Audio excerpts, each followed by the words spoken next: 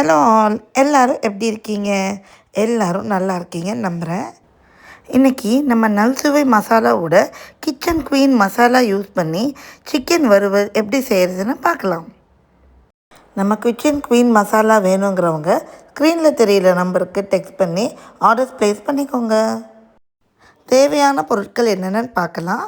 1/2 kilo chicken, உரித்த சின்ன வெங்காயம் 150 gram, ஒரு நறுக்கிய தக்காளி, 1 டேபிள் ஸ்பூன் கல்லுப்பு, 2 teaspoon kitchen queen masala, 1 teaspoon மஞ்சத்தூள், 1 குழிக்கரண்டி எண்ணெய், 1 குழிக்கரண்டி நெய், கொஞ்சம் பெப்பர். இன்றைக்கி இரும்பு கடாயில் தாங்க செய்ய போகிறோம். கடாய் சூடானதும் 1 கரண்டி எண்ணெய், 1 கரண்டி நெய் சேர்த்துக்கணும். உரித்த சின்ன வெங்காயத்தை சேர்த்துக்கணும். நம்ம கட் பண்ணாத வெங்காயம் தாங்க சேர்த்துருக்கோம்.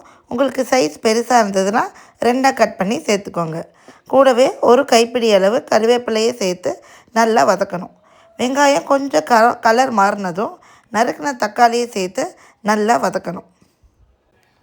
தக்காளி நல்லா வதங்கியதும் 1 டேபிள் ஸ்பூன் இஞ்சி பூண்டு பேஸ்ட்டு சேர்த்து நல்லா வதக்கணும்.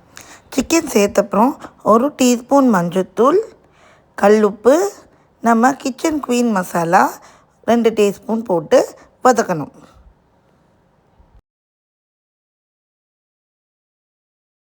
இந்த மசாலா சிக்கன் மட்டன் ரெண்டுத்துக்குமே யூஸ் பண்ணலாங்க. நம்ம நல்சுவை கிச்சன் குயின் மசாலாலேயே எல்லா மசாலா பொருட்களும் இருக்குங்க. இஞ்சி பூண்டு விழுது கூட போட தேவையில்லை, எல்லாமே இந்த பொடியிலேயே இருக்குது. நீங்கள் எந்த ஒரு எக்ஸ்ட்ரா பொடியும் சேர்த்தவே தேவையில்லை.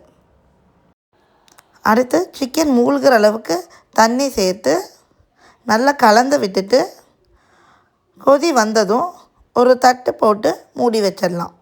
10 நிமிஷம் கழித்து திறக்கும்போது பாதி சிக்கன் வெந்திருக்குங்க. அப்படியே மூடி வைக்காமல் நல்லா கொதிக்க விட்டு கிளறி விட்டுட்டே இருக்கும்போது நம்ம சிக்கன் வறுவல் தயாராகிடும். கடைசியாக ஒரு கைப்பிடி கொத்தமல்லி தலையை தூவினா நம்ம சிக்கன் வறுவல் ரெடி. நம்ம கிச்சன் குயின் மசாலா வேணுங்கிறவங்க ஸ்க்ரீனில் தெரிகிற நம்பருக்கு டெக்ஸ்ட் பண்ணி ஆர்டர் பண்ணிக்கோங்க. பாய்.